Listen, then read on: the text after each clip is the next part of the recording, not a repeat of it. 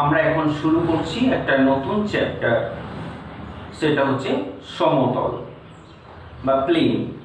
তো প্লেন বা সমতল কাকে বলে নতুন করে এটা বলার কিছু নেই, তোমরা অনেক আগে থেকে সমতল সংজ্ঞা জানো, তো এটা আমি আর কিছু বলছি না। তো সমতলের সমীকরণ যেটা আমাদের দরকার, এর আগেই ক্লাস ইলেভেনে আমরা সরলরেখার সমীকরণ শিখেছিলাম। তো সরলরেখার সমীকরণ আর এখন সমতলের সমীকরণ, তো সমতলের সঙ্গে সরলরেখার কিন্তু অনেক অনেক মিল আছে। সেই জন্যে যারা সরলরেখাটা ইলেভেনে ভালো করে করেছো তাদের সমতলটাকে কিছু মনেই হবে না, কারণ তারা সরলরেখায় যা যা করেছো এখানে সমতলে প্রায় সেইগুলোই আছে, একটু হয়তো আলাদা আছে, যেমন ভেক্টর আকারগুলো সরলরেখায় ছিল না, এখানে ভেক্টর আকারগুলো আছে, ওই জায়গাগুলো ছাড়া বাকি সমস্ত জায়গা কিন্তু সেম টু স্ট্রেট লাইন। ঠিক আছে, তো আমি এখন শুরু করছি, দেখে নাও, দেখলেই বুঝতে পারবে যে এইগুলো সব ইলেভেনে করেছিলে যেগুলো, সেগুলোই আমি রিপিট করছি মনে হবে। দেখো এখানে আমি সরাসরি চলে আসছি সমতলের সমীকরণ।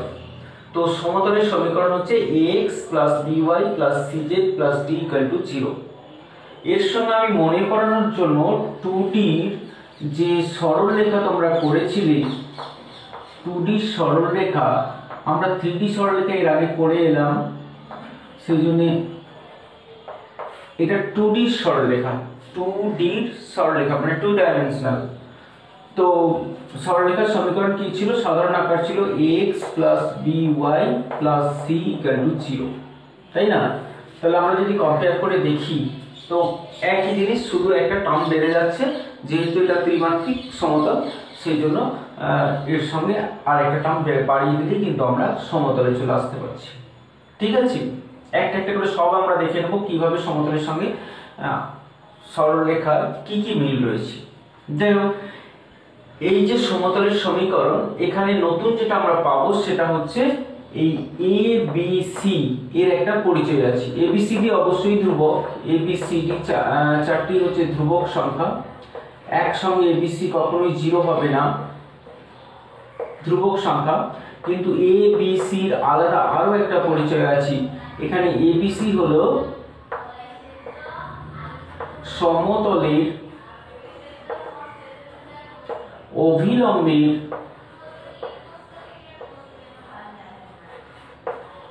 দিক অনুপাত। তাহলে এইটা আমরা একটা নতুন তথ্য পেলাম, এটা কিন্তু খুব ইম্পর্টেন্ট একটা তথ্য, এটা নোট করে রাখবে যে এবিসিটা, এই যে এ মানে এক্স এর সহগ, ওয়াই এর সহগ, জেড এর সহগ, এটা কি না সমতলের উপর যদি কোনো লম্ব সরলরেখা থাকে তাহলে সমতলের উপর যে কোনো লম্ব সরলরেখা দিক অনুপাত হবে এবিসি। সমতলের দিক অনুপাত নয়, সমতলের অভিলম্বের দিক অনুপাত, গুলিয়ে দেবে না কখনোই, এটা কখনোই সমতলের দিক অনুপাত হয় না। সমতলের উপরে যদি কোনো সরলরেখা থাকে লম্ব হবে তাহলে তার দিক অনুপাত হবে এবিসি। তাহলে এটাকে আমরা মনে রাখবো। তাহলে এটা হলো সমতলের সাধারণ আকার, এটা সমতলের সাধারণ আকার। তাহলে সাধারণ আকার থেকে আমরা সমতলের অভিলম্বের দিক অনুপাত পেয়ে যাব। এখন আমরা 2 নম্বর, এই সাধারণ আকার থেকে আমরা যেমন সরলরেখার সাধারণ আকার থেকে আমরা ছেদিতাংশ আকার, মনে আছে সরলরেখার ছেদিতাংশ আকার, সরলরেখার ছেদিতাংশ আকার মনে আছে নিশ্চয়ই, x by a plus y by b equal to 1, যেখানে a b এগুলো কি ছিল না একটা সরলরেখা x অক্ষ আর y অক্ষকে যেখানে ছেদ করে সেই বিন্দুগুলোর মান ছিল a0 আর এটা ছিল 0b। এটা হলো সরলরেখার ছেদিতাংশ আকার। ঠিক আছে, ঠিক একইভাবে এখানেও আমরা সমতলের ছেদিতাংশ আকার, সমতলের ছেদিতাংশ আকার পাবো। কি পাবো? এই একই পাবো, x by a plus y by b plus z by c equal to 1। ঠিক আছে, আর একবার বলে দিই যে এই যে এবিসি লিখলাম আর এখানে এবিসি লেখা আছে, দুটো কিন্তু সম্পূর্ণ আলাদা। যদি সাধারণ আকারে থাকে তবেই আমরা এবিসি গুলোকে বলতে পারবো সমতলের অভিলম্বের দ্বিগুণফল। মনে থাকবে, যদি সাধারণ আকারে সরলরেখা থাকে তাহলে x এর সহগ, y এর সহগ, z এর সহগ হবে সমতলের অভিলম্বের দ্বিগুণফল। এই এবিসি নয় কিন্তু, মানে ছেদিতাংশ আকার থেকে আমরা এবিসি নিয়ে এলাম দুইটা অনুপাত হবে, তা কিন্তু হবে না।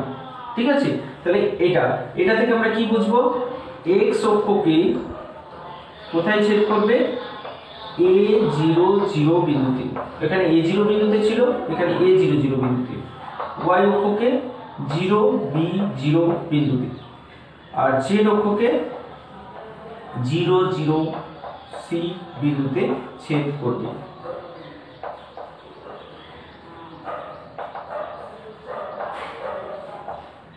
তার মানে আমরা বুঝতেই পারছি সরলরেখা যখন আমাদের হয়ে গেছে তখন আমাদের সমতল করতে গিয়ে কোনো অসুবিধাই আর করবো না।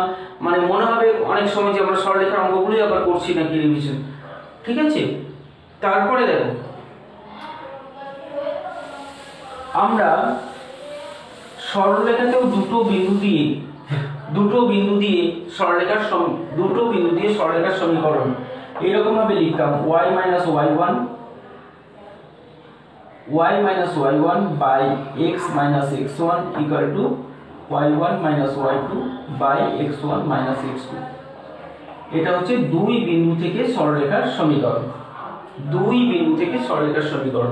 আর সমতলের ক্ষেত্রে আমরা তিনটে বিন্দু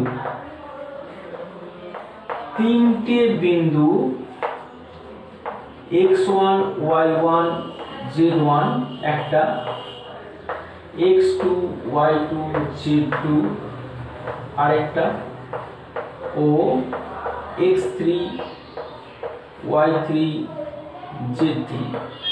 তো এই তিনটে বিন্দু দিয়ে সমতলের সমীকরণটা হবে সমতলের সমীকরণ। কি হবে দেখো, আমরা সমীকরণগুলোকে এইভাবে লিখব, এখানে যেমন দুটো চলরাশি থাকে x আর y, এখানেও তেমনি তিনটে চলরাশি থাকবে x y আর z, তাহলে x minus x1। ঠিক আছে, আমরা এইভাবেও লিখব, এটা এইভাবে লেখাটাই আমাদের সুবিধা। আমরা এটাকে এখানে একটু তফাৎ হচ্ছে, এখানে একটা ডিটারমিনেন্টের মান নিতে হয় কারণ এটা তিনটে দিয়ে আছে তো। তাহলে x minus x1, তারপরে আমরা x2 minus x1, তারপরে x3 minus x1, একটা কলাম হলো। দ্বিতীয় কলাম একই ভাবে হবে y minus y1, বুঝতে পেরে গেছো আর নতুন কিছু নেই, y3 minus y1, আর একটা কলাম আর বলার কিছু নেই, z minus z1, z2 minus z1 আর z3 minus z1। এটা সমান 0। এটা হচ্ছে তিনটে বিন্দু দিয়ে সমতলের সমীকরণ। যদি তিনটে বিন্দু প্রদত্ত হয় তাহলে কি দেওয়া থাকছে, সেখান থেকে আমাদের তিনটে বিন্দু প্রদত্ত যদি হয় তাহলে সেখান থেকে আমরা সমতলের সমীকরণটা বের করতে পারি। ঠিক আছে, এরপর আমরা দেখব সমতলের অভিলম্ব আকার। সমতলের অভিলম্ব আকার 4, অভিলম্ব আকার মনে আছে, সরলরেখার অভিলম্ব আকার। সরলরেখার অভিলম্ব আকার কিরকম হতো না, a cos theta plus b sin x cos theta y sin theta equal to p, এরকম লিখতাম আমরা অভিলম্ব আকারে। আর অভিলম্ব আকার সাধারণ আকার থেকে অভিলম্ব আকারে কি করে আসতে হতো না, উভয় পক্ষকে √a² + b² দিয়ে ভাগ করে অভিলম্ব আকার পেতাম। সাধারণ আকার থেকে √a² + b² দিয়ে ভাগ করে আমরা অভিলম্ব আকার পেতাম। ঠিক একই রকম এখানে অভিলম্ব আকারে এরকম লেখা হয়, xl plus yn plus zn equal to p। বুঝতে পারছো, l মানে আমরা জানি cos theta, এটা হচ্ছে cos alpha cos beta cos gamma l m n. এখানে cos আর sin লেখা হয়, এখানে cos alpha cos beta cos gamma সমান হচ্ছে পি। পি একই জিনিস এখানেও যা এখানেও তাই। কি আছে মনে আছে এখানে কি বলে পি? পি হচ্ছে মূল বিন্দু থেকে সমতলের দূরত্ব। আর এখানে কি ছিল পিটা? মূল বিন্দু থেকে সরলরেখার দূরত্ব। আর এখানে পি হচ্ছে মূল বিন্দু থেকে সমতলের দূরত্ব। তো সাধারণ আকার থেকে √a² + b² দিয়ে আমরা অভিলম্ব আকার পেতাম। তাহলে এখানে কিভাবে পাবো? এখানে সাধারণ আকার হচ্ছে ax + by + cz + d = 0। তো এখান থেকে অভিলম্ব আকার কি করে পাবো আমরা? অভিলম্ব আকার পেতে গেলে কি করতে হবে না উভয় পক্ষকে √a² + b² + c² উভয় পক্ষকে √a² + b² + c² দিয়ে ভাগ করে নিতে হবে। বুঝতেই পারছো? দেখো ভালো করে একটু যদি ভেবে দেখো তো a বাই এটা মানে হচ্ছে l, a বাই এটা মানে l, এটা আমরা আগেই শিখেছি। b বাই এটা মানে হচ্ছে m, আর c বাই এটা মানে হচ্ছে n, ঠিক আছে? আর d বাই এটা মানে হচ্ছে p। তো অভিলম্ব আকারে প্রকাশ করতে গেলে l m n টা আমরা এইভাবে ভাগ করে দিয়ে নিয়ে আসতে পারবো। তার মানে এটা বুঝতে পারছো যে সরলরেখার সঙ্গে সমতলের কি রকম ভাবে মিলগুলো আছে।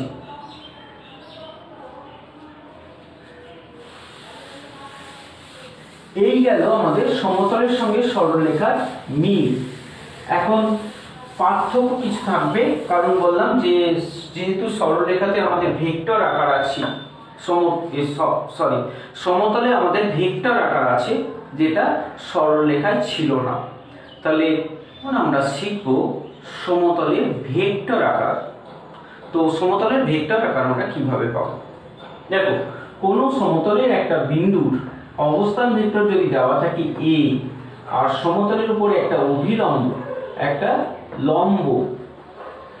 লম্ব ভেক্টর যদি দেওয়া থাকে n, তাহলে সমতলের সমীকরণটা হবে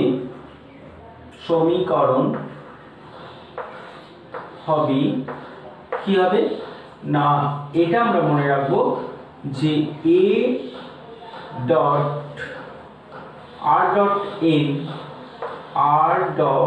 n equal to a dot n,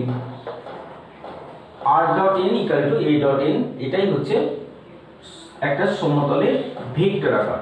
তাহলে r টা কি? r হচ্ছে এখানে ভ্যারিয়েবল একটা vector xi plus yj plus zk, একটা ভ্যারিয়েবল ভেক্টর। তো r dot n equal to a dot n এটাই হচ্ছে সমতলের সমীকরণ, ঠিক আছে? তো এটা হচ্ছে সমতলের সমীকরণ। এখন a ডট n যেহেতু দুটো ভেক্টরকে একটা স্কেলার হিসেবে চলে আসবে d, সেজন্য এই আকারটা অনেক সময় r dot n equal to d এই আকারেও লেখা হয়। এটা যদি এদের ডট প্রোডাক্টটা d হয় তাহলে r ডট n সমান d এই আকারেও সমীকরণটাকে লেখা হয়। r dot n equal to d, এখানে r হচ্ছে একটা ভ্যারিয়েবল ভেক্টর, n হচ্ছে সমতলের উপর লম্ব ভেক্টর, আর d টা হচ্ছে a ডট n। a হচ্ছে বিন্দুর অবস্থান ভেক্টর, সমতলের উপরে একটা বিন্দুর অবস্থান ভেক্টর, ঠিক আছে? আবার যদি এরকম দেখা যায় সমতলের উপরে একটা বিন্দুর অবস্থান ভেক্টর দেওয়া আছে আর সমতলের সঙ্গে দুটো সমান্তরাল সরলরেখার অবস্থান ভেক্টর দেওয়া আছে, সমতলের সঙ্গে দুটো সমান্তরাল সরলরেখার সমতলের সমান্তরাল দুটো ভেক্টর দেওয়া আছে, সমতলের সমান্তরাল দুটো ভেক্টর বি আর সি দেওয়া আছে। তাহলে বি আর সি হচ্ছে সমতলের সঙ্গে সমান্তরাল ভাবে অবস্থিত দুটো ভেক্টর, আর এ হচ্ছে অবস্থান ভেক্টর। তাহলে সমীকরণটা হবে কি হবে না r vector equal to a vector plus lambda b plus mu c. তাহলে এই আকারে ভেক্টর সমীকরণ পাবো আমরা, যেখানে বি আর সি হচ্ছে সমতলের সমান্তরাল দুটো ভেক্টর, আর এ হচ্ছে অবস্থান ভেক্টর, সমতলের উপর একটা বিন্দুর অবস্থান ভেক্টর। তাহলে সমতলের আকার আমরা তিনটে ভেক্টর আকার পেলাম। একটা 1 নম্বর r dot n equal to a dot n, যেখানে n হচ্ছে লম্ব ভেক্টর, কোনটা কি বটে কিন্তু মনে রাখতে হবে। r হচ্ছে সব ভ্যারিয়েবল ভেক্টর, n হচ্ছে অবস্থান লম্ব ভেক্টর, আর a হচ্ছে বিন্দু সমতলের উপর অবস্থিত বিন্দুর অবস্থান ভেক্টর। আর এখানে b আর c হচ্ছে সমতলের সমান্তরাল ভেক্টর। ঠিক আছে, তাহলে এই ভেক্টর আকারগুলো থেকে এখন আমরা কিছু অঙ্ক করব। আরও একটা আকার আছে, সেটা হচ্ছে যদি সমতলের উপর একটা বিন্দু দেওয়া থাকে x1 y1 z1, একটা বিন্দু, এই আকারটা আমার আগে বলা হয়নি, একটা বিন্দু দেওয়া থাকে এবং যদি সমতলের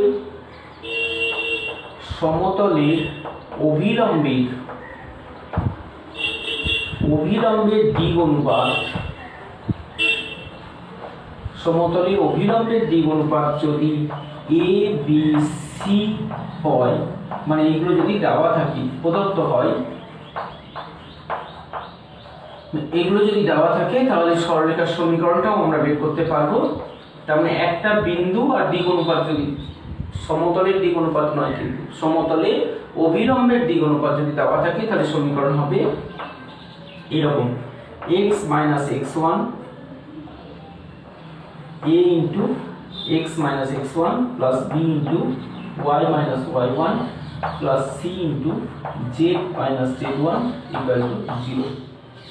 তাহলে এই একটা আকার, এটাও কার্টেসীয় আকার। তাহলে কার্টেসীয় আকারের আরো একটা আমরা শিখলাম, সেটা হচ্ছে যদি একটা বিন্দু দেওয়া থাকে এবং সমতলের অভিলম্বের দিক অনুপাত দেওয়া থাকে তাহলে আমরা সরলরেখার সমীকরণটা এইভাবে পেয়ে যাব। ঠিক আছে, তাহলে এই রকম এই কয়েকটা আকার থেকেই আমরা সমতলের অঙ্কগুলো করতে পারবো। তাহলে এই যেটা এতক্ষণ পর্যন্ত যেটা বললাম সেটা কিন্তু একটু ভালো করে দেখে নিলি, পরে আমরা অনুশীলনের অঙ্কগুলো খুব সুন্দরভাবে করতে পারবো। তাহলে এখন আমরা অনুশীলনী শুরু করব। চলে আসবো আমরা প্রশ্নমালা 5A। প্রশ্নমালা 5A তে আমরা এখানে একটু অন্যরকম ভাবে করব। বলছি যে এমসিকিউ মানে বহু বিকল্প ধর্মীটা আমরা এখানে শেষে করব। প্রথমে আমরা অতি সংক্ষিপ্ত উত্তরধর্মী যে প্রশ্নগুলো রয়েছে সেইগুলো নিয়ে আলোচনা করব, তারপরে সংক্ষিপ্ত হবে, তারপরে শেষে আমরা করব এমসিকিউ ধর্মী যে প্রশ্নগুলো রয়েছে সেগুলোর উত্তর। ঠিক আছে, তাহলে এখন আমরা অতি সংক্ষিপ্ত উত্তরধর্মী যে প্রশ্নগুলো রয়েছে সেই প্রশ্নগুলো নিয়ে আলোচনা করব। দেখুন, অতি সংক্ষিপ্ত উত্তরধর্মীর প্রথমেই যে অঙ্কটা রয়েছে 4x plus 3y minus 6z, 4x plus 3y minus 6z minus 6z equal minus 12 equal to 0। MC অতি সংক্ষিপ্ত একের অঙ্কটা বলেছি এটাকে ছেদিতাংশ আকারে প্রকাশ করতে এবং সমতলটি অক্ষত্রয়কে যে দৈর্ঘ্যে ছিন্ন করে তা লেখো। ঠিক আছে, খুব সহজ প্রশ্ন, এটা আমরা 11-এ বারবার করেছি। একটা সরলরেখাকে ছেদিতাংশ আকারে প্রকাশ করতে গেলে আমরা জানি এই যে ডি মানে ধ্রুবক পদ যেটা আছে সেইটাকে প্রথমে ডান দিকে নিতে হবে, ডান দিকে নেওয়ার পর যে ডান দিকে যে টার্মটাই থাকবে পজিটিভ নেগেটিভ যাই হোক না কেন সেইটা দিয়েই ভাগ করতে হবে। এখানে 12 পেয়েছি আমরা, এটা যদি -12 হতো তাহলে বোথ সাইডকে আমরা -12 দিয়েই ভাগ করতাম, মানে এখানে যা পাবো সেইটা দিয়েই, কারণ ছেদিতাংশ আকার আমরা জানি, ছেদিতাংশ আকার মনে আছে তো x/a plus y/b plus z/c equal to 1, মানে ডান দিকটাতে আমাদের 1 হতে হবে। তো 1 করার জন্য যা করতে হয় সেটা করতে হবে। তাহলে বোথ সাইডকে আমরা 12 দিয়ে ভাগ করে নিচ্ছি। তাহলে কি পাবো, x/3 plus y/4 প্লাস লিখলাম, মাইনাস আছে যদিও, z/-2 equal to 1। ঠিক আছে, তাহলে এই আকারটা নিশ্চয়ই মিলে যাচ্ছে আমাদের ছেদিতাংশ আকার। তো এখান থেকে আমরা বলতে পারবো যে x অক্ষকে ছেদ করছে 0 3 0 0 তে, y অক্ষকে 0 4 0, z অক্ষকে 0 0 -2 বিন্দুতে ছেদ করে। ঠিক আছে, তো এখানে প্রশ্নটা যে ছেদিতাংশ আকারে প্রকাশ করার পর সমতলটি অক্ষত্রয়কে যে অক্ষত্রয় থেকে যে দৈর্ঘ্যে ছিন্ন করে, তাহলে x অক্ষ থেকে কত দৈর্ঘ্য ছিন্ন করবে, 3 একক দৈর্ঘ্য ছিন্ন করবে। তাহলে x অক্ষ থেকে 3 একক, y অক্ষ থেকে 4 একক আর z অক্ষ থেকে 2 একক দৈর্ঘ্য ছিন্ন করি।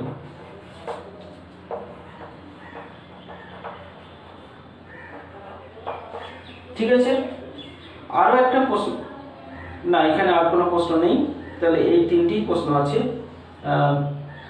এটা নেগেটিভ 2 একক, মাইনাসটা আমরা দৈর্ঘ্য বলেছি, এটা নেগেটিভ যে লক্ষ্য থেকে ঋণাত্মক দিকে, এই কথাটা লিখে দেব, ঋণাত্মক দিকে 2 একক দৈর্ঘ্য ছিন্ন করছে। ঠিক আছে, তারপরে দেখো 2 এর অঙ্কটা। এখানে একটা সমীকরণ দিয়েছে, কার্টেসীয় সমীকরণ, সমতলে কার্টেসীয় সমীকরণ 2x - y + 2z = 5। প্রশ্নটা হচ্ছে এই সমতলের অভিলম্ব ভেক্টর নির্ণয় করো আর অভিলম্বের ভেক্টরের অভিমুখে একক ভেক্টর নির্ণয় করো। তো আমরা যখন সাধারণ আকারটা লিখেছিলাম, তোমাদের খাতাটা আরেকবার দেখে নাও, যে এই যে আকারটা লেখা ছিল সমান বা প্লাস ডি, যাই হোক সাধারণ আকার, এটাও সমতলের সাধারণ আকারে দেওয়া আছে। তো এখানে বলেছিলাম এবিসির একটা পরিচয় দিয়েছিলাম, মানে এক্স এর সহগ, ওয়াই এর সহগ আর জেড এর সহগ কি হয় না, ওটা সমতলে অভিলম্বের দিক অনুপাত। খুব ইম্পর্টেন্ট একটা কথা, এটা ভুলে যাওয়া কোনো রকমই, তাহলে সমতলের সব অঙ্ক আটকে যাবে। সমতলের অভিলম্বের দিক অনুপাত হচ্ছে এ বি সি। ঠিক আছে, তাহলে এখানে 2 - 1 2, এটা হচ্ছে সমতলের অভিলম্বের দিক অনুপাত। তাহলে সমতলের অভিলম্বের দিক অনুপাত 2 - 1 2 হলো। তাহলে অভিলম্বের দিক অনুপাত যখন আমরা পেয়ে গেলাম, তাহলে অভিলম্ব ভেক্টর এখান থেকে পেয়ে যাব। তাহলে অভিলম্ব ভেক্টর কত হবে, 2i - j + 2k। ঠিক আছে, ক্যাপ হলো। আর অভিলম্বের একক ভেক্টর, অভিলম্বের অভিমুখী একক ভেক্টর, তো কি হবে, আমরা জানি একক ভেক্টর বার করতে গেলে √a² মানে 4, b² মানে 1, c² মানে 4, 4 4 টাকে 9, তার মানে √3 দিয়ে ভাগ করতে হবে। তার মানে 1/3 2i - j + 2k, এটাই হবে একক ভেক্টর। ঠিক আছে, তারপরে দেখো অতি সংক্ষিপ্ত 3 এর 1 নম্বর অঙ্কটা। একটা সমীকরণ দেওয়া আছে, সমীকরণ সমতলে। তো সমতলের সমীকরণগুলো থেকে কি করতে বলেছে, যে আকারটা দেওয়া আছে সেটা হচ্ছে দুটো ভেক্টরের সমান্তরাল, দুটো সমান্তরাল ভেক্টর দেওয়া আছে, সমতলের সমান্তরাল দুটো ভেক্টর দেওয়া আছে আর দুটো প্যারামিটার দিয়ে দেওয়া আছে, সেজন্য এটাকে বলা হয় দুটো সমতলের সমান্তরাল এর প্যারামেট্রিক সমীকরণ। আর যেটা করতে হবে r.n = d, এই ফর্মে প্রকাশ করতে হবে, r.n = d। তো এই ফর্মে নিয়ে আসতে হলে আমাদের কি করতে হবে, rটা তো আমরা জানি, কিন্তু এই n ভেক্টরটা বের করতে হবে। তো n ভেক্টরটা কি না, n ভেক্টরটা হচ্ছে সমতলের উপর লম্ব ভেক্টর। আর এখানে যে ভেক্টর দুটো দেওয়া আছে এই আকারটা, যে r vector = a plus lambda b plus mu c। তো এই আকারটা দেওয়া আছে। তো এই আকারের b আর c টা কি, b আর c টা হচ্ছে সমতলের সমান্তরাল ভেক্টর। তাহলে b আর c হচ্ছে সমতলের সমান্তরাল ভেক্টর। আর n টা কি, n টা হচ্ছে সমতলের উপর লম্ব ভেক্টর। তার মানে n নিশ্চয়ই b আর c দুটোর উপরেই লম্বভাবে আছে। তাহলে n ভেক্টরটাকে আমরা কিভাবে পাবো না, b আর c দুটোর উপরই লম্ব ভেক্টরটা হচ্ছে n। তাহলে bc ভেক্টরের উপর, মানে দুটো ভেক্টরের উপর লম্ব ভেক্টর আমরা কি করে বের করতে পারি, মনে আছে এর আগের চ্যাপ্টারে, ভেক্টর চ্যাপ্টারে এটা হয়েছিল যে দুটো ভেক্টরের উপর লম্ব ভেক্টর মানে হচ্ছে তাদের ক্রস প্রোডাক্ট। তার মানে b × c যেটা পাবো সেটা অবশ্যই b এবং c দুটো ভেক্টরের উপরই লম্বভাবে থাকে। তাহলে যেহেতু n টা b c দুটোর উপরেই লম্বভাবে আছে, সেই জন্য আমরা এখানে b × c বের করে নেব।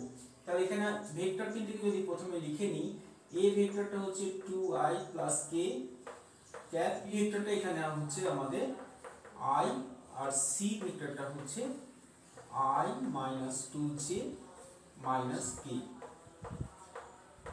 ঠিক আছে, এখন আমরা তাহলে b ক্রস c টা বের করব।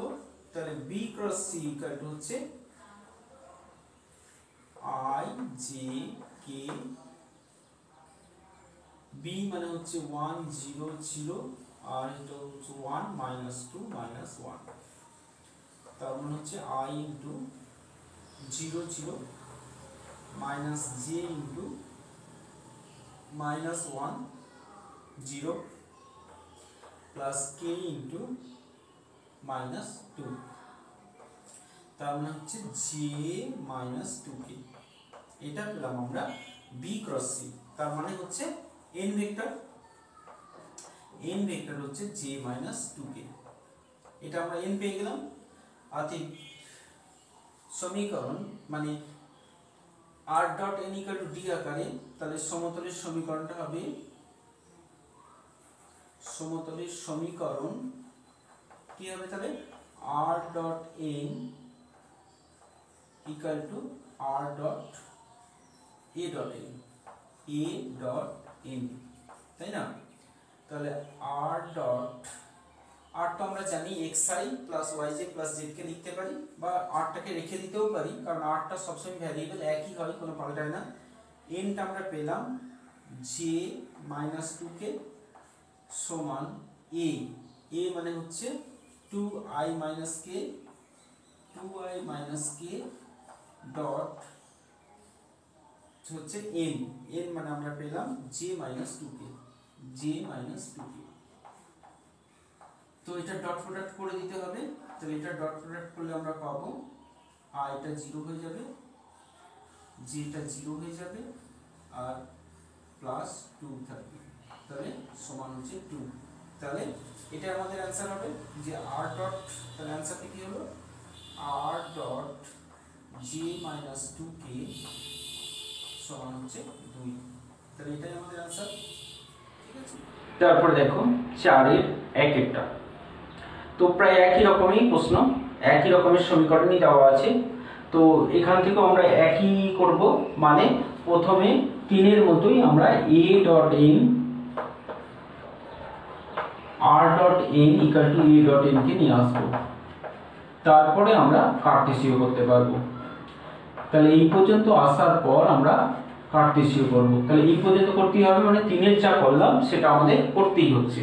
তো 3-এরটা বললাম যে n টা হচ্ছে b আর c উভয়ের উপর লম্ব ভেক্টর, সেই জন্য আমরা b ক্রস c টা বের করব। তাহলে এখানে আমরা আগে ভেক্টরগুলো লিখে দিচ্ছি। a ভেক্টরটা হচ্ছে i মাইনাস j, b ভেক্টরটা এখানে হচ্ছে minus i plus j plus 2k cap, c ভেক্টরটা এখানে হচ্ছে i minus i plus 2j plus k cap. হলো, আবার আমরা একই করব, b ক্রস c বের করব,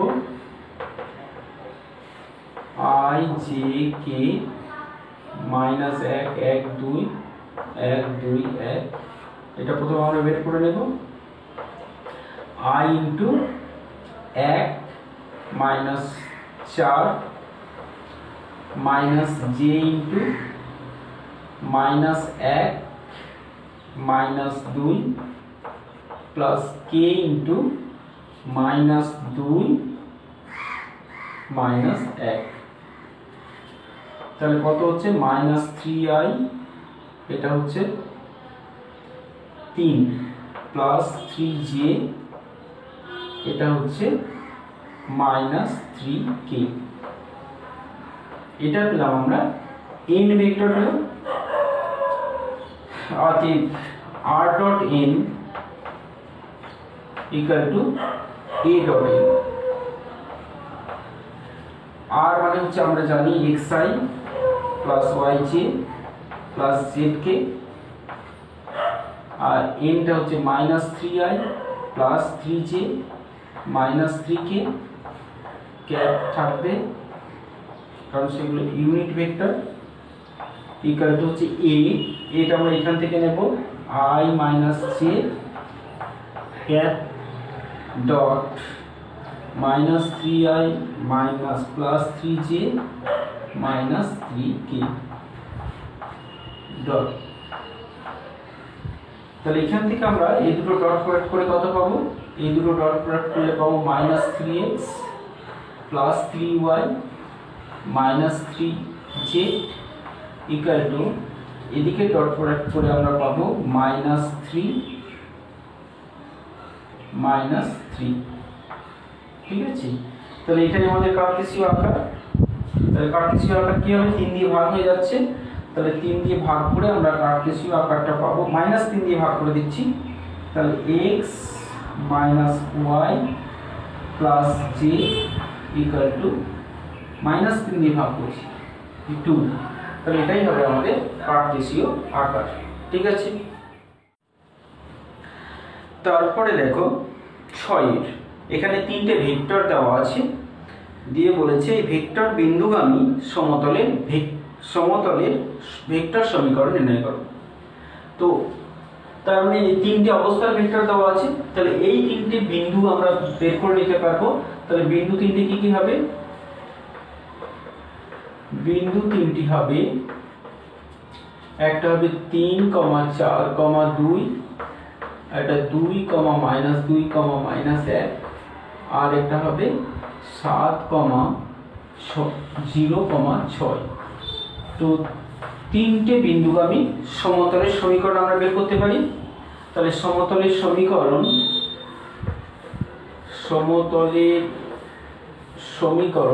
কি হবে? সমতলের সমীকরণ হবে x minus x1 by 2 minus 3 by 7 minus 3। এইভাবে লিখবো, আমাদের সুবিধা হবে। তাহলে কলাম ওয়াইজ লিখলে এটা সুবিধা হবে, সেজন্য আমরা কলাম ওয়াইজ লিখবো। তারপরে y মাইনাস 4, ঠিক আছে 4, তারপরে মাইনাস 2 মাইনাস 4, মাইনাস 2 মাইনাস 4, আমরা পজিশন লিখে বিয়োগ করে নেবো, তাহলেই হবে। তারপরে হচ্ছে 0 মাইনাস 4, তারপরে হচ্ছে z মাইনাস 2, তারপরে মাইনাস 1 মাইনাস 2, তারপরে হচ্ছে 6 মাইনাস 2, এটা সমান 0। ঠিক আছে, এটাকে আমরা একটু সরল করে পাবো x minus 3 minus 1 4, y minus 4 minus 6 minus 4, z minus 2 minus 3 4 সমান হচ্ছে 0। এটা ডিটারমিনেন্ট আমরা 4 দিয়ে যদি একটু ভাগ করে নিই, তাহলে পাবো x minus 3 minus 1 1, y minus 4 minus 6 1, আর z মাইনাস 2 মাইনাস 3 1 সমান হচ্ছে 0। এটা মাইনাস 1। এখন এটার মান বের করে নেব। তাহলে মান বের করে আমি এখানে লিখছি, তোমরা নিচেতে লিখবে x minus 3 into minus 6 minus 3 minus 6 minus 3 minus y minus 4 into minus 1 plus 3 minus 1 plus 3, আর একটা হচ্ছে z minus 2 into 1 plus 6 equal to 0। তাহলে আমরা সমীকরণটা পাচ্ছি, এটা হচ্ছে মাইনাস 9x প্লাস 27, এটা হচ্ছে 2, তাহলে মাইনাস 2y মাইনাসে মাইনাসে প্লাস 8, এটা হচ্ছে 7, তাহলে plus 7z minus 14 equal to 0, और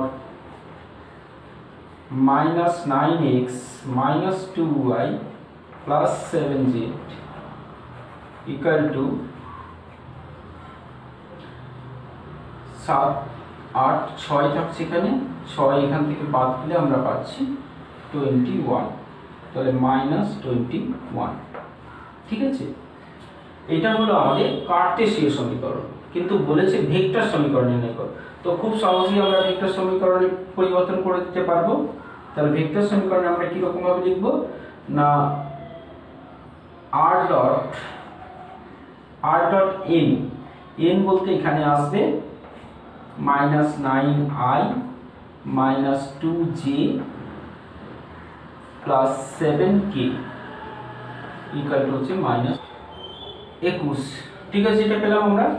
এখন যেহেতু এগুলোতে ফার্স্টে আমরা যদি মাইনাসটাকে না রাখতে চাই, এটা ঠিক আছে, এটা অ্যান্সার হয়ে গেল। এখন যদি মাইনাসটাকে যদি আমরা প্রথমে না রাখতে চাই, তাহলে আমরা আর একটু চেঞ্জ করে লিখতে পারি, মাইনাস দিয়ে মাল্টিপ্লাই করে 9i plus 2j minus 7k equal to 21।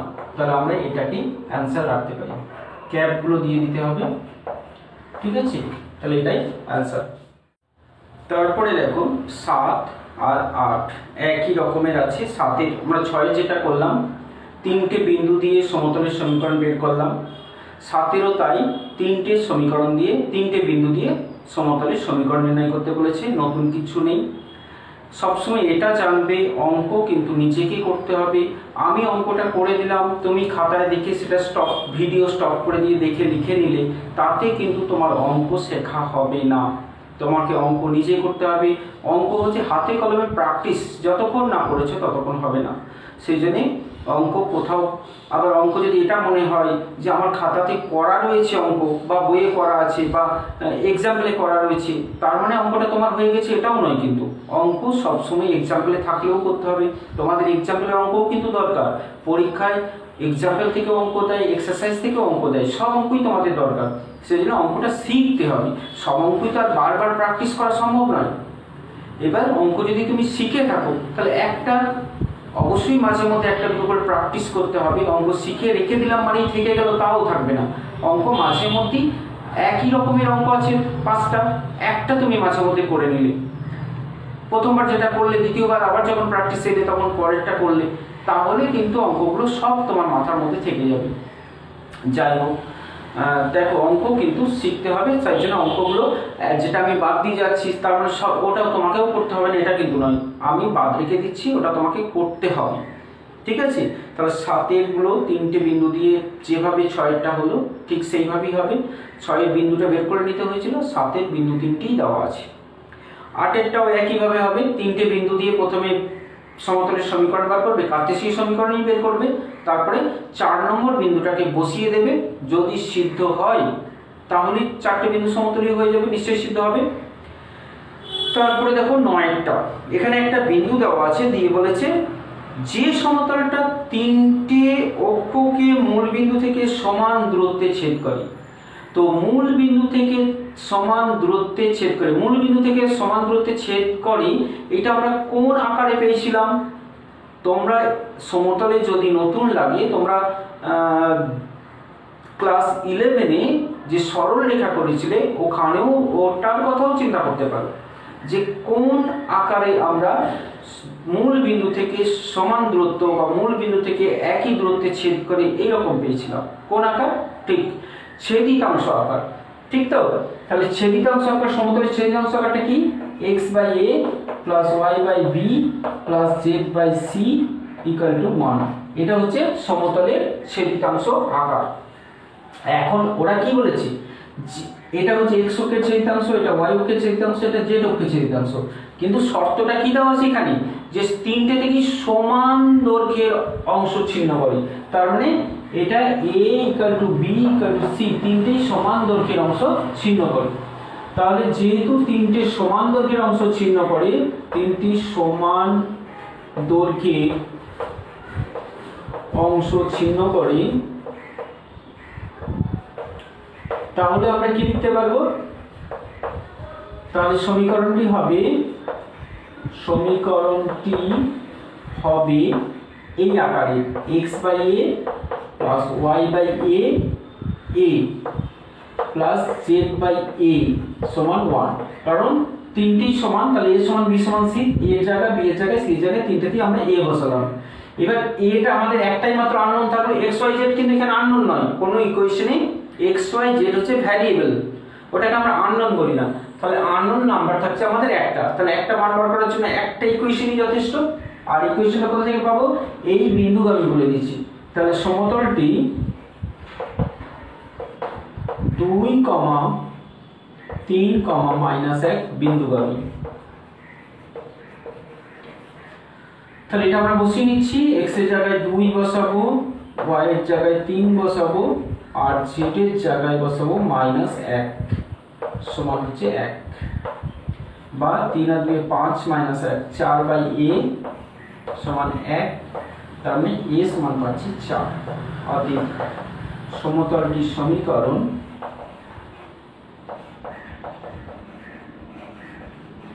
কি হলো, তাহলে a সমান যদি আমরা 4 বসিয়ে দিই তাহলে কি হবে, x + y + z = 4, তাহলে এটাই উত্তর হবে। তারপরে 10এরটা কি বলেছে, দুটো সমতলের সমীকরণ দেওয়া আছে, সমতল দুটো পরস্পরের উপর লম্ব বলেছে। তো লম্ব হওয়ার শর্ত আমরা জানি, সমতল দুটো যদি পরস্পর লম্ব হয় তাহলে সমতলের উপর যে অভিলম্বগুলো আছে তারাও নিশ্চয়ই পরস্পর লম্ব হবে, তাই না? তাহলে সমতলের সমীকরণ দুটো থেকে আমরা সমতলের অভিলম্বের দিক অনুপাতগুলো পেয়ে যাব।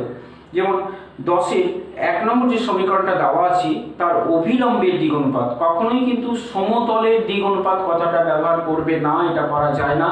সমতলের অভিলম্বের দিক অনুপাত হবে কি হবে, 1, k, 5। দ্বিতীয় যে সমীকরণটা দেওয়া আছে তার অভিলম্বের দিক অনুপাত হবে 3, -2, k। ব্যাস, এরা পরস্পর যদি লম্ব হয়, লম্ব হওয়ার শর্ত আমরা জানি কি, গুণ করে যোগ করে 0 হবে, ঠিক আছে? ওখান থেকে k এর মান পেয়ে যাবো আমরা 11টা। দেখো, একটা সমতল x y z অক্ষকে l m n বিন্দুতে ছেদ করে, x y z তিনটি অক্ষকে ছেদ করে বলেছে l m n বিন্দুতে। তাহলে সমতলের সমীকরণটাকে আমরা ধরি, সমতলের সমীকরণ হচ্ছে, যেহেতু ছেদ করার কথা বলেছে আমরা ছেদিতাংশ আকারে সমীকরণটা ধরে নেব, z/c = 1। তাহলে l বিন্দুর স্থানাঙ্ক কি হবে, l বিন্দুর স্থানাঙ্ক a, 0, 0, এর m বিন্দুর স্থানাঙ্ক 0, b, 0, আর n বিন্দুর স্থানাঙ্ক 0, 0, c হলো। এরপর এই ভর কেন্দ্রটা দেওয়া আছে, তো ভর কেন্দ্র তো আমরা জানি, তাহলে এটা তাহলে এবার নিচে শেষ করবে, আমি একটু বলে দিলাম। ভর কেন্দ্রটা কি হবে, 1 আছে, তার মানে a + 0 + 0 সমান 1, ওখান থেকে a এর মান বেরোবে a + 0 + 0/3 ভর কেন্দ্রের স্থানাঙ্ক বাই 3 = হচ্ছে 1, 0 + b + 0/3 = হচ্ছে -2, আর 0 + 0 + c/3 = হচ্ছে 3। এখান থেকে abc মানটা বেরিয়ে যাবে, তো abc মান এখানে বসিয়ে দিয়ে একটু সরল করে দিলে আমরা সমতলের সমীকরণটাকে লিখতে পারবো। সরল করা মানে সমতলের সমীকরণকে সবসময় সাধারণ আকারে উত্তর দিতে হয়, এটা তোমরা আগে থেকেই জানো, সেটাই বলছি, সাধারণ আকারে প্রকাশ করে দিলে আমরা সমতলের সমীকরণটা পেয়ে যাব, ঠিক আছে? তারপরে দেখো 12 একটা ইম্পর্টেন্ট অঙ্ক, পরীক্ষার পরে প্রায়, যে একটা বিন্দু দেওয়া আছে, একটা বিন্দুগামী সমতলের সমীকরণ নির্ণয় করতে হবে যেটা অন্য দুটো সমতলের ওপর লম্বভাবে আছে। তাহলে দুটো সমতলের সঙ্গে লম্বভাবে আছে একটা সমতল, যে সমতলের উপর একটা বিন্দু দেওয়া আছে সেই সমতলটার সমীকরণ আমাদের বের করতে বলেছে। আমরা আমাদের ভাবনাটাকে একটু পাল্টিয়ে নিচ্ছি, কারণ আমাদের ভাবনা চিন্তা এটার উপরই সব কিছু নির্ভর করে, তাই না? তাহলে আমরা যদি একটু অন্যরকম ভাবে ভাবি, যে দুটো সমতলের উপর লম্বভাবে আছি, এবার আমরা দেখব একটা সমতলের সমীকরণ বের করতে হলে আমাদের কি কি প্রয়োজন। একটা বিন্দু তো দেওয়াই রয়েছে, তাহলে একটা বিন্দু যখন দেওয়া রয়েছে আর কি প্রয়োজন মনে পড়ছে, একটা বিন্দু এবং দিক অনুপাত। একটা বিন্দু আর দিক অনুপাত যদি দেওয়া থাকে, মানে x1 y1 z1 আর দিক অনুপাত যদি a b c, তাহলে একটা বিন্দু আর একটা দিক অনুপাত যদি আমাদের দেওয়া থাকে তাদের সমতলের সমীকরণ কিন্তু আমরা বের করে নিতে পারবো।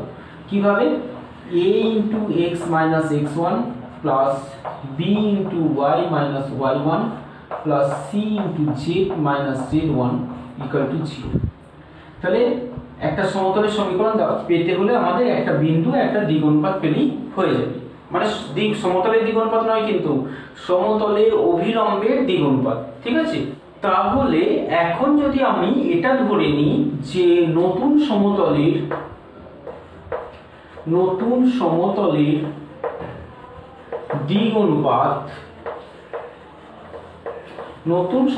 দিক অনুপাত, হচ্ছে a, b, c। তাহলে যেহেতু এই সমতল পরস্পর লম্বভাবে আছে, তাহলে এদের দিক অনুপাতগুলো পরস্পর লম্বভাবে আছে। তাহলে এটা 1 নম্বর সমতল, এটা 2 নম্বর সমতল, আর এটা নতুন সমতল। তাহলে 1 নং সমতলের অভিলম্ব, আবার বলছি এক সমতলের দিক অনুপাত নয়, কিন্তু অভিলম্বের দিক অনুপাত কোনটা? 1 minus 1 1 1 minus 1 1। 2 নং সমতলের অভিলম্বের দিক অনুপাত মানে dr কি হবে? 3 4 minus 2 3 4 minus 2, ঠিক আছে? তাহলে 1 নং 2 নং এই দুটোর সঙ্গে এটা লম্বভাবে আছে, তাই না? তাহলে এখান থেকে আমরা লিখতে পারবো 1 আর 2 দুটোর সঙ্গে যেহেতু লম্বভাবে আছে, তাহলে আমরা লিখতে পারবো এদের গুণফলের যোগফল 0। তার মানে এটার সঙ্গে এটা গুণ, এটার সঙ্গে এটা গুণ, এটার সঙ্গে এটা গুণ করে যোগ করে 0 হবে। তার মানে a minus b plus c equal to হচ্ছে 0, এবং এর সঙ্গে এটাও তাই হবে, একই হবে, গুণফলের যোগফল হচ্ছে 0, মানে 3a plus 4b minus 2c equal to হচ্ছে 0। এখান থেকে আমরা ABC অনুপাতটা বের করতে পারবো। মনে পড়ছে? এরকম আমরা অনেক করেছি এর আগে। সেজন্যই বলছি অঙ্ক হচ্ছে প্র্যাকটিসের ব্যাপার। আমরা প্র্যাকটিস বন্ধ করলেই অঙ্ক ভুলে যাব। কি হবে তাহলে? এখানে a বাই, মানে এটা বাদ দিয়ে এটা সহগগুলোকে গুণ করে নেব। তাহলে -2 মাইনাস -2 মানে 2 মাইনাস এদিকে সহগ গুণ করলে হচ্ছে 4 b বাই, তাহলে bটাকে আমরা বাদ দেব, যেটা গুণ করে নেব। তাহলে -2 এটা হবে -3। এইভাবে cটা বাদ দিয়ে আমরা পাচ্ছি 4 মাইনাস -3 মানে +3, ঠিক আছে? তার মানে a বাই -2 সমান b বাই 5 সমান c বাই 7। তার মানে নতুন সমতলের দিক অনুপাত কিন্তু আমরা পেয়ে গেলাম। এবার তাহলে আমরা এটা থেকে সমীকরণ লিখতে পারবো a × x - x1। তাহলে নতুন সমতলের সমীকরণ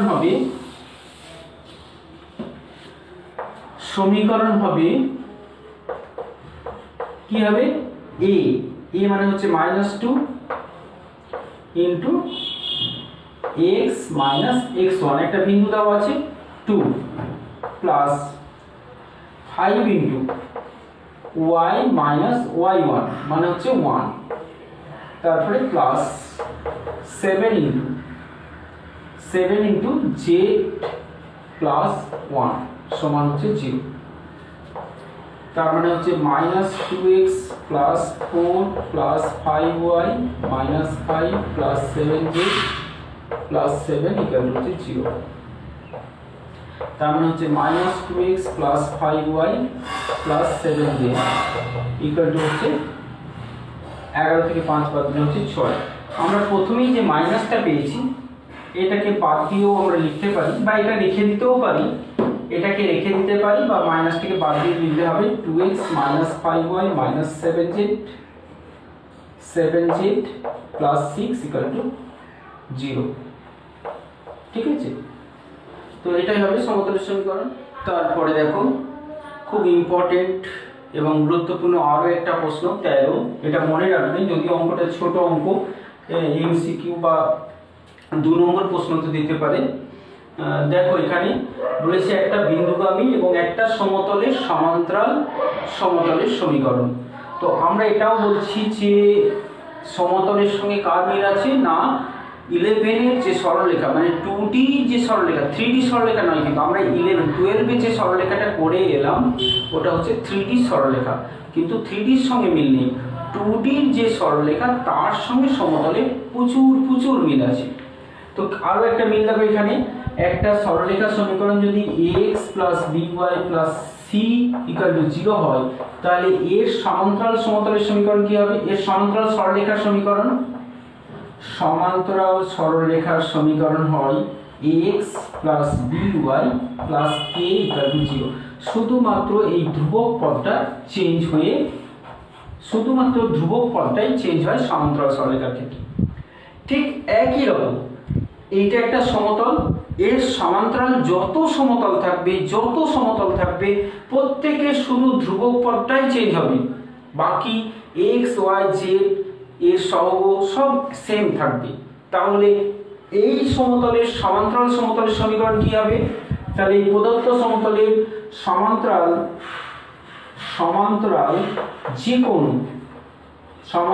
যে কোনো সমতলের সমীকরণ হবে কি? এইগুলো একই থাকবে, x + 4y - 5z সবটা এক থাকবে, শুধু ধ্রুবক পদটা এখানে দেওয়া নেই, যদিও এখানে ধ্রুবক পদ 0 আছে, শুধু এই ধ্রুবক পদটাই চেঞ্জ হবে। ঠিক আছে, তাহলে এই হলো সমান্তরাল। এর সমান্তরাল যত সমতল থাকবে শুধুমাত্র ধ্রুবক পদটা পাল্টে যাবে। ঠিক আছে, এবার d এর মানটা কোথা থেকে পাবো? তার জন্যই এই বিন্দুটা দেওয়া আছে। তাহলে ইহা মানে সমতলটি 1, 2, 3 বিন্দুগামী। তাহলে 1, 2, 3 কে আমরা যদি বসিয়ে দিই তাহলে পাবো 3 + 8 - 5 × 3 = 15 সমান হচ্ছে d। তার মানে d এর মান আমরা পেয়ে গেলাম। তাহলে d হচ্ছে আমাদের 8 × 3 = 11 - 4। অতএব সমতলের সমীকরণ কি হলো? তাহলে d এর মানটা এখন বসিয়ে দেব। তাহলে 3x + 4y - 5z = -4 বা +4 = 0। ঠিক আছে, আর ওটা তো প্রমাণ করতে দিয়েছিল, তাহলে এখানে লিখবে প্রমাণিত। ঠিক আছে, তারপরে দেখো 14তে যে প্রশ্নটা দিয়েছে, একটা বিন্দু দিয়েছে 2, -3, 5, বলেছে এই বিন্দুগামী এবং yz সমতলের সমান্তরাল সমতলের সমীকরণ বের করতে বলেছে। আবার আমরা চলে যাচ্ছি 2D সরলরেখা। দেখো 2D সরলরেখাতে আমরা x অক্ষের সমান্তরাল কি ছিল? y সমান কনস্ট্যান্ট। y অক্ষের সমান্তরাল কি ছিল? z তো নেই, x সমান কনস্ট্যান্ট। তো এইগুলো সমান্তরাল সরলরেখা, x অক্ষের সমান্তরাল তার মানে y সমান ধ্রুবক, y অক্ষের সমান্তরাল মানে x সমান ধ্রুবক ছিল। এখানেও এই একই রকমই 3টে তল আছে, একটা xy তল, একটা yz তল, একটা zx তল। তো xy তলের সমান্তরাল তলের সমীকরণ কি হবে? xy তলের সমান্তরাল তলের সমীকরণ হচ্ছে z সমান ধ্রুবক। yz তলের সমান্তরাল তলের সমীকরণ কি হবে? এটা z সমান ধ্রুবক, yz এর হবে x সমান ধ্রুবক। আর যদি xy yz zx তলের সমান্তরাল কি হবে না y সমান ধ্রুবক। এই ধ্রুবকের মানগুলো আমরা কোথা থেকে পাবো? এই ধ্রুবকের মান বের করার জন্য একটা বিন্দু নিশ্চয়ই দেওয়া থাকবে, যে বিন্দুটার উপর দিয়ে, কারণ একটা তলের তো সমান্তরাল অসংখ্য তল হবে, একটা তলের সমান্তরাল অসংখ্য তল হবে, তাহলে কোন তলটাকে নির্দিষ্ট বলতে চাইছে তার জন্য একটা বিন্দু দেওয়া থাকবে। তো সেই বিন্দুটা বসালেই আমরা k এর মানটা পেয়ে যাব। যেমন ধরো 14 yz, তাহলে yz সমতলের সমান্তরাল যে কোনো তলের সমীকরণ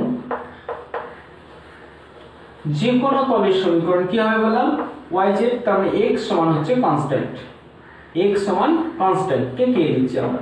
এবার কে এর মানে কোথা থেকে পাবো বললাম, এর উপর একটা বিন্দু দেওয়া থাকবে, ইয়ার 2, -3, 5 বিন্দু দেওয়া। তো এতগুলো বিন্দু কোথায় বসাবো আমি? আমার তো মান আছে শুধু x এর, তাহলে এতগুলো বিন্দু আমি বসাবো না। তার মানে এটা কি শুধু x আছে মানে কি, x আছে মানে হচ্ছে 1x + 0y + 0z আছে সমান হচ্ছে কি এতগুলো আছে, তাই না? তো এইগুলোতে যদি আমরা এই -3 -5 বসিয়েও দিই তো কি আছে, 0 হয়ে যাবে, শুধু এটাই থাকবে, তাই না? সেই জন্য এইগুলো বসানোর প্রয়োজন নেই, আমরা শুধু x এর জায়গায় x এর মানটা বসিয়ে দেবো, তাহলে 2 সমান হচ্ছে কি হয়ে গেল। কে এর মান আমরা পেয়ে গেলাম, তাহলে সমীকরণটাও পেয়ে গেলাম। অতএব সমান্তরাল তলের সমীকরণ, সমান্তরাল তলের মানে yz এর সমান্তরাল, yz এর সমান্তরাল তলের সমীকরণ কি হবে, x সমান k, x সমান k, k মানে 2, তাহলে x সমান 2, ঠিক আছে, প্রমাণিত, প্রমাণ করতে দিয়েছি। তারপরে দেখো 15 অঙ্কটা, এটা নিজেরাই করতে পারবে। একটা সমতল দেওয়া আছে, এর সমান্তরাল সমতল x, y ও z অক্ষকে যে বিন্দুগুলোতে ছেদ করে তাদের সমষ্টি হচ্ছে 19। আমরা কি করব, যে সমতলটা দেওয়া আছে তার সমান্তরাল যে কোনো সমতলের সমীকরণ ধরে নেব। কত হবে যে কোনো সমতল সমীকরণ না, 2x + 4y + 5z সমান k, মানে 6 এর জায়গাতে ওই যে বললাম সমান্তরাল হলে কি পাল্টায়, শুধু ধ্রুবক পদটাই পাল্টায়, তাহলে 6 এর জায়গায় আমরা নেব k, ঠিক আছে। এবার কি করব, এটাকে ছেদিতাংশ আকারে প্রকাশ করব। তো ছেদিতাংশ আকারে প্রকাশ করলে কি হবে একটু বলে দিচ্ছি আমি। এটাকে যদি আমরা ছেদিতাংশ আকারে 2x, আমার তাহলে সমান্তরালটা হলো 2x + 4y, 2x + 4y + 5z সমান k পেলাম। এটাকে আমরা যদি ছেদিতাংশ আকার দিই, ছেদিতাংশ আকার দিলে কি হবে, এটা k দিয়ে ভাগ করে দিতে হবে বোথ সাইডকে, তাহলে 2x/k + 4y/k + 5z/k সমান 1। এটা কি ছেদিতাংশ আকার হলো? মোটেই না, এখনো ছেদিতাংশ আকার হয়নি, কারণ ছেদিতাংশ আকার কি রকম না, x/a + y/b + z/c = 1। তার মানে x y z এর কোনো সহগ কিন্তু থাকছে না, তার মানে এখানেও x y z এর সহগ থাকলে তাকে ছেদিতাংশ আকার আমরা বলবো না। তাহলে এখান থেকে সহগগুলোকে সরাতে হবে, তাহলে কি হবে x/k/2 + y/k/4 + z/k/5 = 1 হলো। এখন শর্তটা কি বলেছে না, ওদের ছেদিতাংশগুলোর যোগফল হচ্ছে 19, তার মানে k/2 + k/4 + k/5 সমান 19। ওখান থেকে k এর মানটা বেরোবে, k এর মানটাকে এখানে বসিয়ে দিলেই আমরা সমতলের সমীকরণ পেয়ে যাব। ঠিক আছে, আজকে এই পর্যন্তই রইল। অঙ্কগুলো সব কিন্তু ভালোভাবে প্র্যাকটিস করা চাই, কারণ সমতল থেকে প্রত্যেক বছর অঙ্ক পড়ে ফাইনাল পরীক্ষায়, আশা করি এবছরেও পড়বে তোমাদের জন্য। অতএব সমতল যেন একটুখানিও ফাঁক না থাকে, খুব সুন্দরভাবে করতে হবে। ধন্যবাদ।